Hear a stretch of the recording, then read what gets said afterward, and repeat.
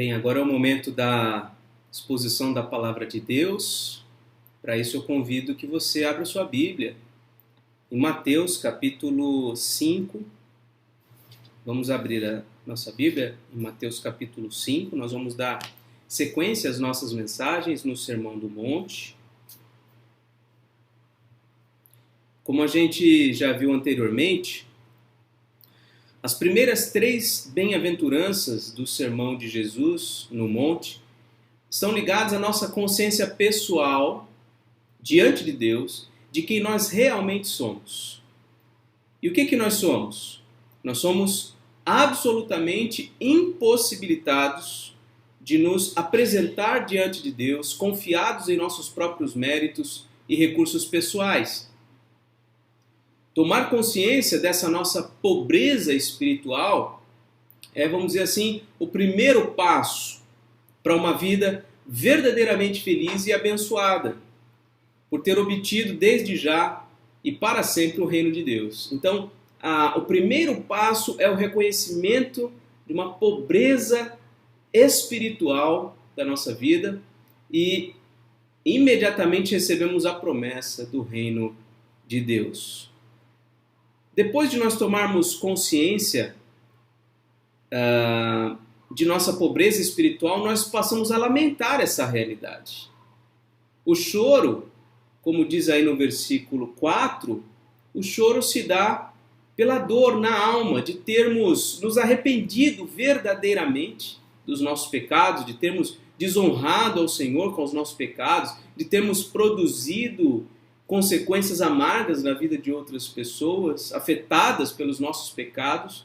Então, a tristeza, ou o choro, provém dessa tristeza, pela nossa culpa, pela mazela do nosso coração, pelas consequências ruins que atraímos sobre nós e sobre os outros, mas sobretudo pela desonra que cometemos a Deus. Então, é um choro por uma razão espiritual. Essa é, como diz o apóstolo Paulo diz, é a tristeza que conduz para a vida. É a tristeza segundo Deus, que traz consigo a promessa e a garantia de consolo.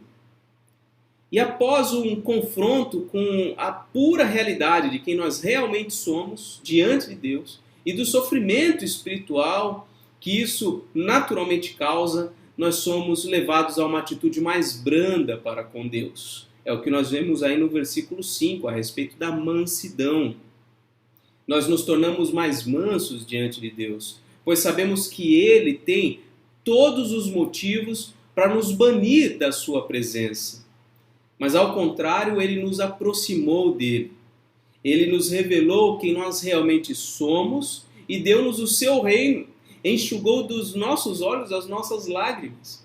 Então, Ele agiu conosco com benevolência. E conhecer a nós mesmos leva-nos então a ter uma atitude mais branda para com Deus, mas também para com o nosso próximo. Tornamos-nos mais mansos para com o nosso próximo, pois nos damos conta de que somos pobres espirituais, tanto quanto ou até mais do que ele, o nosso próximo. A mansidão é uma característica da personalidade do nosso Redentor. Como ele, Jesus Cristo, nós devemos ser mansos e humildes de coração. Como réplicas de Cristo, nós devemos andar nessa terra, quebrada pelo pecado, na expectativa de que somos herdeiros de uma nova terra onde não haverá ira, não haverá ódio, pois todos os cidadãos dessa nova terra serão todos tais como o nosso Senhor, mansos e humildes de coração. Até aqui é tudo o que vimos anteriormente, já vimos nas mensagens anteriores. E agora nós passaremos a refletir nas próximas 2 bem-aventuranças.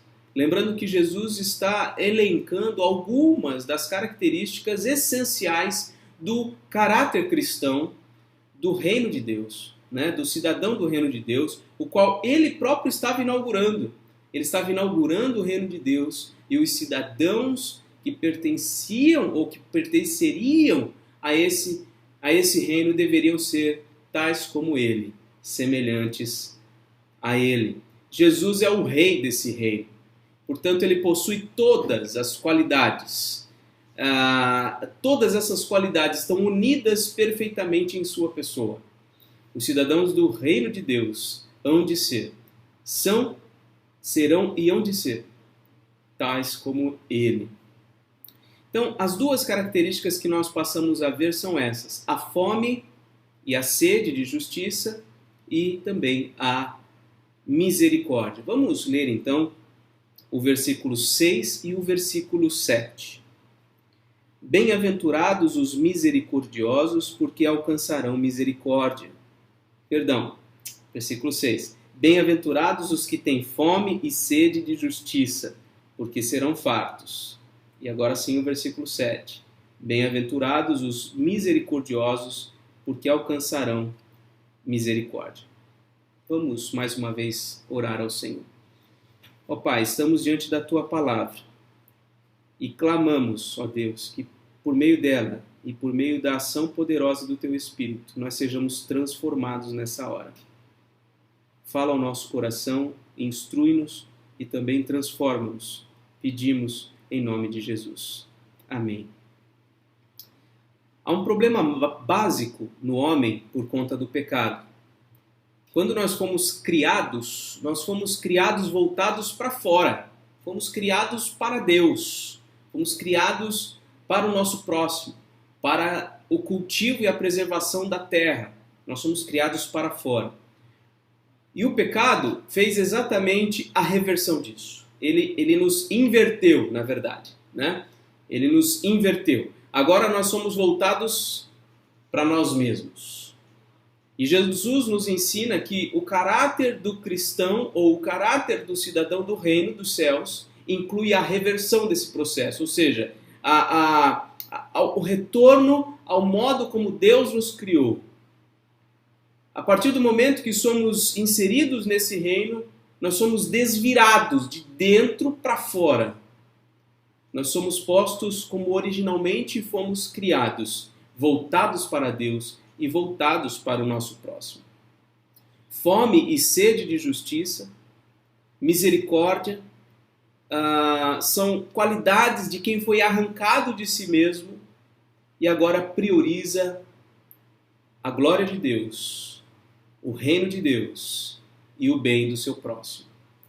Então são essas duas qualidades que nós vamos verificar hoje. Em primeiro lugar, então, a fome e a sede de justiça. Versículo 6. Bem-aventurados os que têm fome e sede de justiça, porque serão fartos. O cristão, ele sabe que não pode encontrar nada de bom em si mesmo. Se justiça significa conformidade a uma norma, o cristão sabe que por si mesmo ele não é justo perante Deus, porque ele não consegue se conformar à lei de Deus. Então ele é injusto, porque ele não consegue se conformar e obedecer plenamente à lei de Deus. Ter fome e sede de justiça certamente inclui, em primeiro lugar, o anseio de ser considerado justo por Deus. A primeira coisa que nós devemos saber é que Deus nos considera justos porque o próprio Jesus nos concedeu a sua justiça. Nós lemos isso há pouco. A conformidade de Cristo à lei de Deus foi aceita pelo Pai como sendo a nossa conformidade à sua lei. Nós somos, portanto, justificados. Não fomos nós que nos conformamos plenamente à lei de Deus. Não. Foi Jesus Cristo quem se conformou a ela. E a conformidade de Jesus Cristo à lei de Deus foi considerada e foi aceita pelo Pai como sendo a nossa conformidade à lei de Deus. Portanto, nós somos justificados. E se de fato a fome e a sede, se nós temos de fato a fome e a sede de sermos considerados justos perante Deus, nós devemos saber desde já que nós já estamos fartos, porque Deus já nos justificou. Agora Deus, o próprio Deus, nos vê como justos perante Ele. Esta foi a grande descoberta de Martinho Lutero, que culminou no grande evento da Reforma Protestante. A certeza de que nós somos justificados somente pela fé em Jesus Cristo, não por nossos próprios esforços de seguir a lei de Deus, pois assim nós nunca alcançaríamos a verdadeira justiça. Nós jamais seríamos considerados justos se nós estivéssemos fiados ou confiados em nós mesmos. Deus satisfez Lutero. Deus, a fome e a sede de justiça que Lutero tinha foi saciada. Ele se fartou. Ele ficou farto. E então ele pôde avançar para o próximo passo. O cristão, ele não só anseia ser considerado justo por Deus, ele também tem um outro anseio. O anseio de andar de forma justa perante Deus neste mundo. Uma vida reta diante de Deus. Aquela justiça de caráter. Ser justo no sentido de andar de forma reta é o anseio do verdadeiro cristão. Veja que esse anseio de viver em retidão é diferente daquele encontrado nos fariseus da época de Jesus. Se você observar o versículo 20 do capítulo 5, você vai ler o seguinte: porque vos digo que, se a vossa justiça não exceder em muito a dos escribas e fariseus, jamais sereis ou jamais entrareis no reino dos céus. Os fariseus, eles buscavam uma conformidade meramente exterior às regras. Eles estavam mais preocupados em como os outros o veriam cumprindo aquelas regras. Mas o cristão não. A fome e a sede de justiça do cristão o leva a querer ter essa justiça de forma interior, não externa. Não um mero cumprimento a regras, mas uma justiça interior, uma justiça do coração, justiça da mente, a justiça das motivações, uma retidão de vida decorrente de um coração santificado, desejoso de agradar a Deus e ponto final, sem a preocupação com regras exteriores ou como os outros o verão. O cristão, ele quer ter uma justiça interior, de viver corretamente para agradar a Deus. Esse seria o segundo sentido aí da fome e sede de justiça. Mas há um terceiro aspecto da fome e sede de justiça que marca o caráter do cristão, do cidadão do reino dos céus. O cristão, ele anseia não só por ser justo perante Deus, não só pela justiça interior do seu coração, ele também anseia pela justiça em toda a comunidade humana. O cristão quer ver a justiça de Deus estabelecida em todos os lugares do mundo. O cristão é essencialmente um agente transformador da sociedade. Isso vai ficar, a gente vai falar mais sobre isso depois das bem-aventuranças. O cristão é um agente transformador da sociedade, porque ele trata de maneira justa as pessoas. Ele defende os oprimidos. Ele se levanta prudentemente contra a injustiça dos tribunais. Ele defende a integridade dos negócios que envolvem dinheiro. Ele promove a honra da família. Ele promove o correto relacionamento entre os integrantes da família. O cristão também se engaja no trabalho de evangelismo, de discipulado, porque ele sabe que é pela transformação da mente e do coração, conforme o Evangelho de Jesus Cristo, o Evangelho do Senhor Jesus, que pode efetivamente transformar uma sociedade.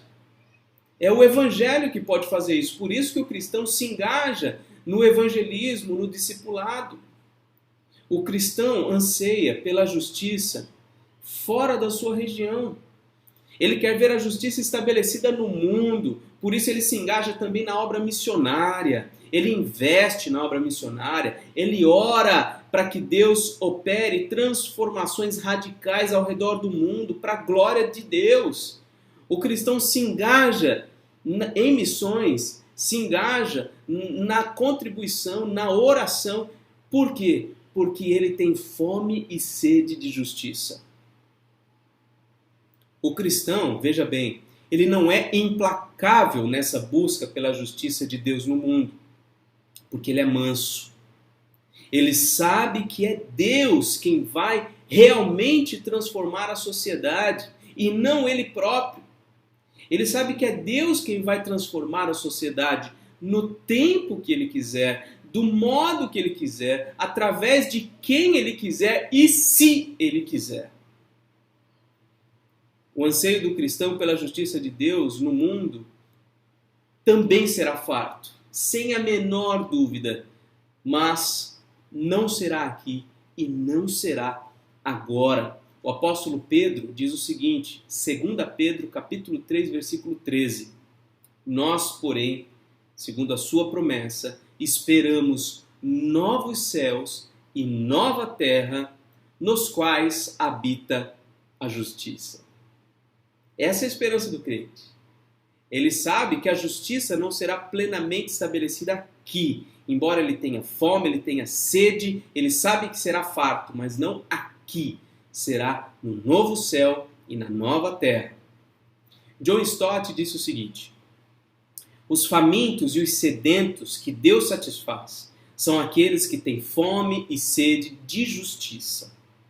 Tal fome espiritual é uma característica do povo de Deus, cuja ambição suprema não é material, mas é espiritual. A ambição do crente é espiritual e não material.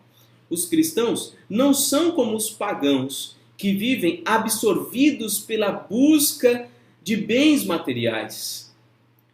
Eles, os cristãos, se determinam a buscar primeiro o reino de Deus e a sua justiça. Mateus, Sermão do Monte, capítulo 6, versículo 33. Então, nós vemos aí a garantia de que quem tem fome e sede de justiça é bem-aventurado, é feliz, é abençoado e será farto. Nesses três sentidos, perante Deus, interiormente e em relação ao mundo. Agora nós vamos para a segunda bem-aventurança que nós vamos estudar, que nós vamos analisar hoje, que é a misericórdia. Versículo 7. Bem-aventurados os misericordiosos, porque alcançarão misericórdia.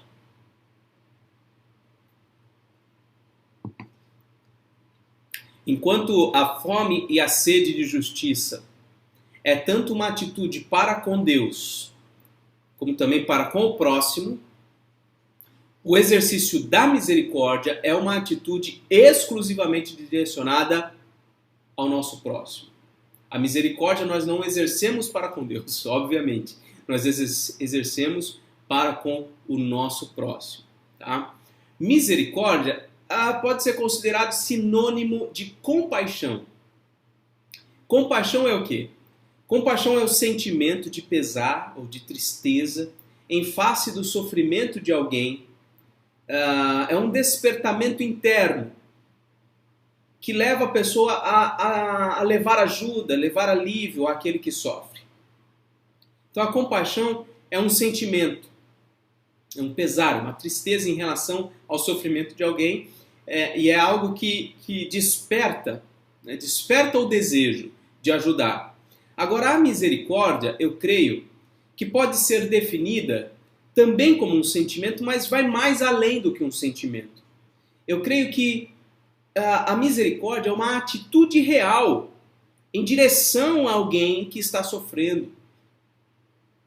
É o exercício na prática de levar ajuda, alívio e cura. Então vamos dizer que a compaixão é o sentimento que leva alguém a exercer misericórdia. Misericórdia é a atitude, misericórdia é a prática da compaixão. A misericórdia é a atitude prática de alguém movido pela compaixão. A compaixão é a percepção do sofrimento e do desespero de alguém. Veja que hoje em dia nós temos muitas santas casas de misericórdia, muitos, espalhados pelo Brasil inteiro. Nós temos abrigos para idosos, na nossa cidade mesmo. temos abrigos para idosos, temos abrigos para órfãos, temos abrigos para moradores de rua. Inclusive na nossa cidade eu soube que recentemente foi estabelecido um abrigo para moradores de rua, mas não foi sempre assim. Não foi sempre assim. Recentemente eu assisti ao filme chamado Policarpo de Esmirna. Ele está disponível no YouTube. Policarpo de Esmirna. O filme começa mostrando uma jovenzinha escrava, prestes a ser vendida. Ela é adquirida por uma cristã por um valor relativamente alto para aquela época. E aquela cristã conseguiu adquirir aquela jovenzinha com a ajuda financeira de Policarpo. Policarpo havia sido escravo e também foi comprado por uma cristã. Naquele período, no segundo século, por volta do ano 150, os cristãos costumavam comprar escravos para libertá-los e para darem toda a assistência que eles precisavam. Eles não libertavam os escravos e os deixavam ao léu. Não, eles compravam os escravos, davam liberdade aos escravos e cuidavam dos escravos. A garotinha, comprada por aquela mulher cristã, ela foi recebida como filha. Ela foi discipulada. E ela se tornou também uma cristã. No mesmo filme, tem um rapazinho que também havia crescido naquele meio, naquela comunidade de crentes, sem os seus pais. Só que com ele foi um pouco diferente. Ele não havia sido escravo e foi comprado, não. Ele perdeu os seus pais quando ele era bem pequeno. Seus pais morreram. E ele então foi adotado pelos cristãos. Os cristãos sempre foram precursores no exercício da misericórdia neste mundo. Tem um artigo disponível na internet que diz o seguinte sobre os hospitais. Por volta do ano 100 a.C., os romanos ergueram locais chamados valentudinária para cuidar dos soldados feridos em batalha. Mas foi só a partir do século IV, com o crescimento do cristianismo, que os hospitais se expandiram.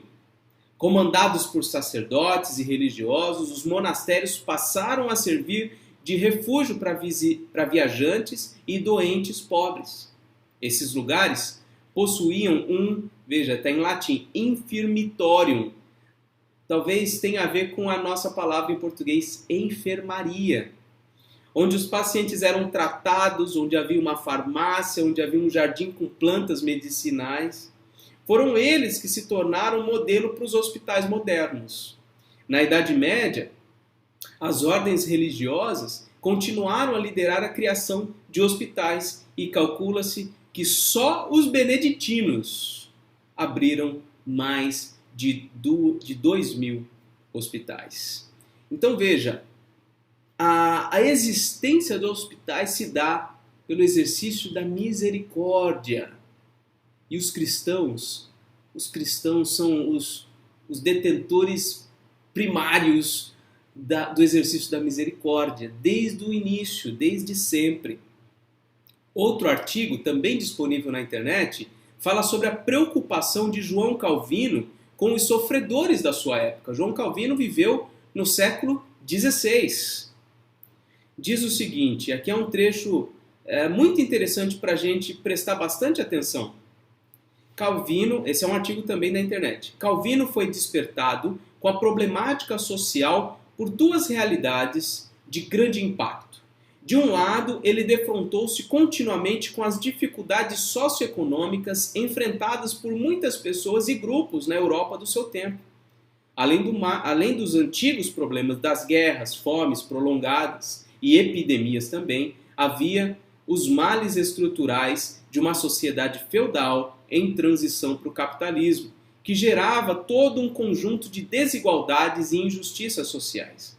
Mais especificamente, o reformador, João Calvino, se deparava com a situação da cidade de Genebra, na Suíça, onde passou boa parte da sua vida, cerca de 25 anos. Além da população carente local daquela cidade, a cidade recebia continuamente o influxo de centenas de refugiados. Olha, essa questão dos refugiados é antiga. Centenas de refugiados que para lá se dirigiam, fugindo da intolerância religiosa em outras partes do continente. Então ele se preocupou com isso, ele tomou consciência dos problemas da sua sociedade. Mais adiante o artigo diz o seguinte: examinando as Escrituras, Calvino discerniu na realidade do pecado a causa principal dos males sociais. Na forma de ignorância, insensibilidade, egoísmo e avareza, o pecado aliena o ser humano do seu Criador e do seu semelhante, gerando, agravando e perpetuando os problemas sociais. Cristo, com os seus ensinos, seu exemplo e sua obra redentora, veio restaurar os relacionamentos humanos aviltados pelo pecado. Por isso, a restauração da sociedade deve começar na igreja, a sociedade redimida. Então, vou repetir, a restauração da sociedade deve começar na igreja, porque a igreja é a sociedade redimida. Mais adiante, nesse artigo, é dito o seguinte: as ideias de Calvino acerca do diaconato encontraram expressão prática em duas instituições sociais existentes em Genebra. A primeira delas era o Hospital Geral, que havia sido criado pelo governo municipal em 1535, um ano antes da chegada de Calvino, para substituir várias instituições católicas anteriores. Estava localizado em um antigo convento no centro de Genebra e era sustentado por recursos provenientes de diversas fontes. Esse Hospital Geral, né? Seus administradores ou procuradores eram considerados ao mesmo tempo funcionários da municipalidade de Genebra e eram diáconos da igreja reformada local. Olha que interessante. Os administradores ou procuradores que cuidavam do hospital eram também diáconos da igreja reformada. Eles se reuniam uma vez por semana, geralmente bem cedo nos domingos, para analisar o funcionamento do hospital e deliberar sobre a assistência às famílias carentes específicas. A administração diária do hospital estava confiada ao hospitaleiro, que residia no próprio local e supervisionava o programa de assistência aos muitos necessitados que ali residiam, tais como órfãos, menores abandonados, deficientes físicos e anciãos. O hospitaleiro organizava equipes de cozinheiros que faziam pão e vinho para os internos. Seus outros auxiliares eram um professor para as crianças, um barbeiro cirurgião e um farmacêutico que prestava assistência médica e serventes encarregados de tarefas mais simples. Deixa eu continuar mais um pouquinho, preste atenção. O Hospital Geral era voltado para as necessidades dos moradores de Genebra, mas não havia não havia na cidade recursos para socorrer os refugiados religiosos que para lá afluíam em número crescente, vindos especialmente da vizinha França. Os recém-chegados competiam com os residentes por espaço, alimento e trabalho. Então era um problema dos moradores de Genebra somado aos refugiados que vinham da França. As condições sanitárias eram precárias e as doenças contagiosas eram endêmicas. A fim de minorar esses problemas causados pela imigração, foi criada por volta de 1545 uma nova instituição.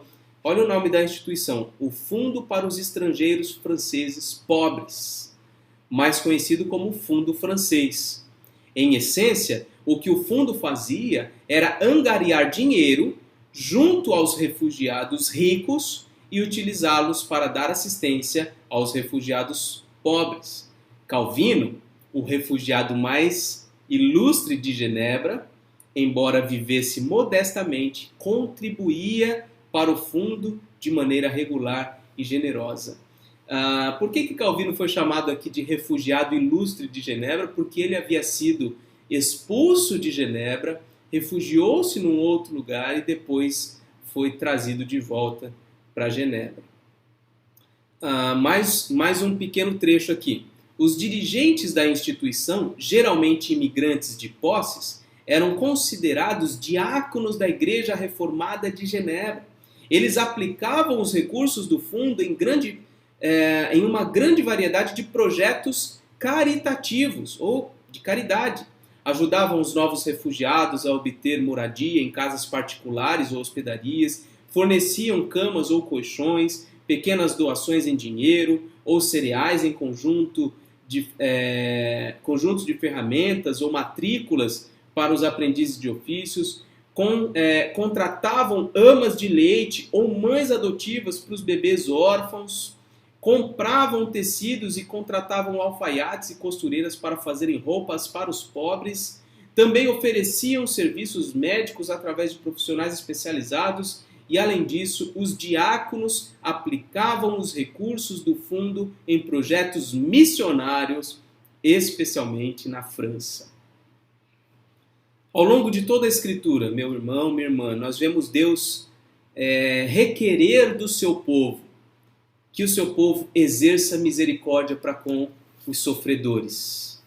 Por exemplo, em Miqueias, capítulo 6, versículo 8, diz assim: Ele te declarou, ó homem, o que é bom, e o que é que o Senhor pede de ti? Que pratiques a justiça, veja lá, a bem-aventurança anterior, que ames a misericórdia, essa bem-aventurança que estamos vendo agora, e andes humildemente com o teu Deus, que é a primeira bem-aventurança. É isso que Deus requer do homem, que nós pratiquemos a justiça, que nós amemos a misericórdia e que nós andemos humildemente para com Deus. Miqueias capítulo 6, versículo 8. E um exemplo disso está lá em Levítico, e é bem curtinho o trechinho que eu vou ler. Diz assim, é Deus ordenando ao seu povo: se o estrangeiro peregrinar na vossa terra, não o oprimireis. Como o natural será entre vós o estrangeiro que peregrina convosco. Vocês vão amar o estrangeiro como a vós mesmos, pois estrangeiros vocês foram na terra do Egito. Eu sou o Senhor vosso Deus. Isso está em Levítico 19, 33 e 34. São apenas duas menções à exigência que Deus faz do exercício de misericórdia por parte do seu povo. A exigência de Deus para que seu povo exerça misericórdia no mundo não tem outra razão senão o fato de que ele mesmo, o próprio Deus, é um Deus misericordioso. A palavra misericórdia aparece 129 vezes no Antigo Testamento, sendo que a maior parte dessas vezes está nos Salmos, especialmente o Salmo 136. E eu desafio você, depois desse culto, ler o Salmo 136, você vai ver que ele repete em todos os seus 26 versículos que a misericórdia do Senhor dura para sempre. Deus é um Deus misericordioso. Já no Novo Testamento, a palavra misericórdia aparece 27 vezes, sendo que a maior parte está no capítulo 1 de Lucas, onde nós temos pelo menos dois cânticos, o cântico de Maria e o cântico de Zacarias, entoados em louvor a Deus pela vinda de quem? Pela vinda do nosso Senhor, do nosso Salvador. Se você quiser abrir Lucas capítulo 1, versículo 50, diz assim, é o cântico de Maria: a sua misericórdia vai de geração em geração sobre os que o temem. E o versículo 54, amparou a Israel, seu servo, a fim de lembrar-se da sua misericórdia. E também o cântico de Zacarias, no capítulo 1 também, versículo 68.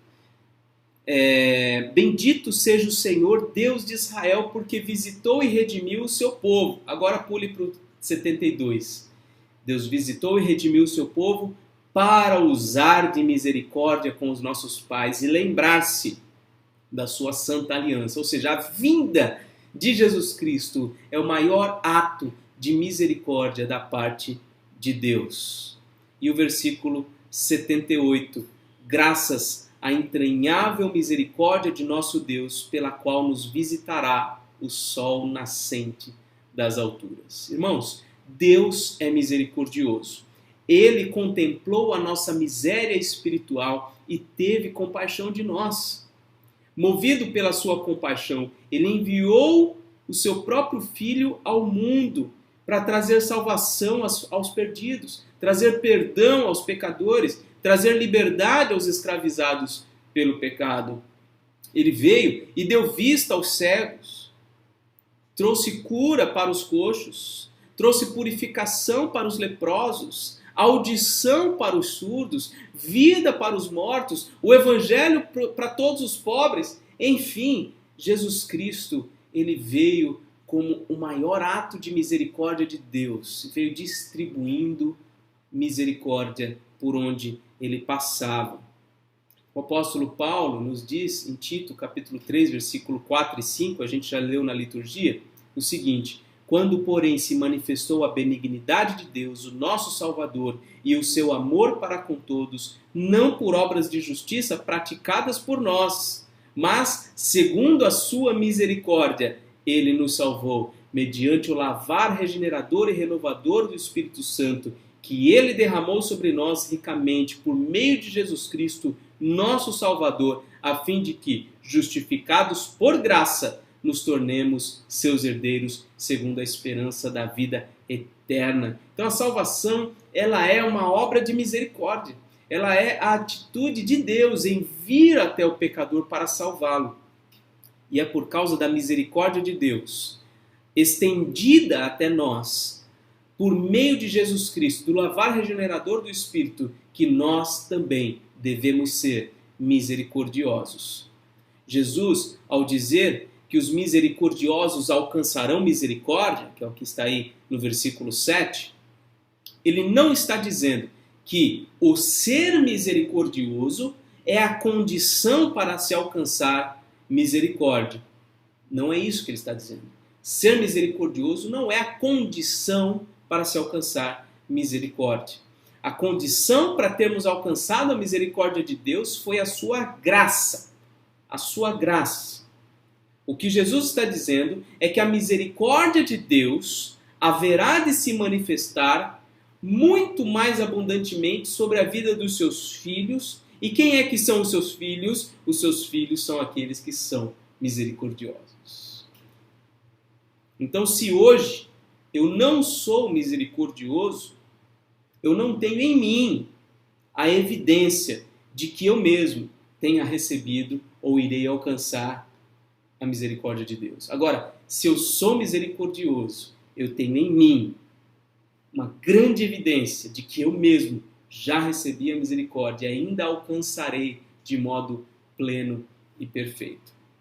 Então, para concluir, 4 coisas. Primeiro, saibamos que a fome e sede de justiça perante Deus já está saciada pela fé em Jesus Cristo. Se você tem fome e sede de justiça, ou de ser considerado justo perante Deus, saiba, você já está farto. Se você crê em Jesus Cristo, você já tem a sua fome saciada. Essa é a primeira coisa. Segunda coisa, tenhamos cada vez mais fome e sede de justiça interior para andarmos em retidão diante de Deus nesse mundo. Então, se você deseja ser mais santo, ser mais reto, você deve buscar ter mais e mais fome para continuar cada vez mais crescendo, se fortalecendo até o dia em que Deus te apresentará diante dele glorioso, sem mácula, sem pecado. Então, tenhamos cada vez mais fome e sede de justiça interior. E, terceiro lugar agora, nos deixemos impulsionar pela fome e sede de justiça em toda a comunidade humana. De novo, nos deixemos impulsionar pela fome e sede de justiça em toda a comunidade humana em direção à oração e à missão. Se você quer ver a justiça de Deus estabelecida no mundo, primeiro, evangelize, faça discípulos e também ore e faça missão.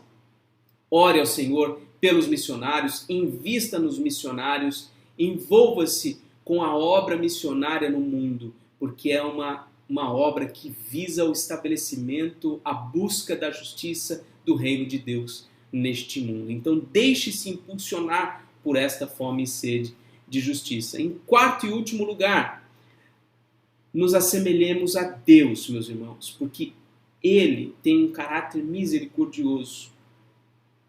Devemos levar ajuda, alívio e cura aos sofredores e desesperados, porque é assim que Deus fez conosco. Deus foi misericordioso conosco e Ele quer que nós sejamos misericordiosos com o nosso próximo. Devemos, então, ter compaixão e nos movermos em direção àqueles que precisam de ajuda, de alívio e de cura.